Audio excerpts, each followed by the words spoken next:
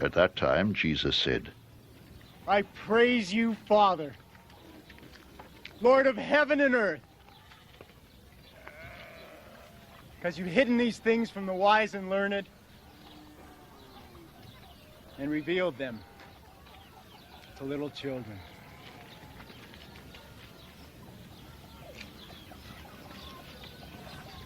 Yes, Father, for this was your good pleasure.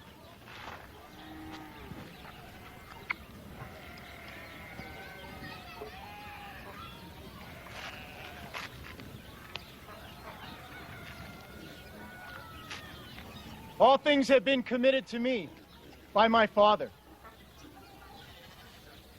No one knows the Son except the Father, and no one knows the Father except the Son, and those to whom the Son chooses to reveal him.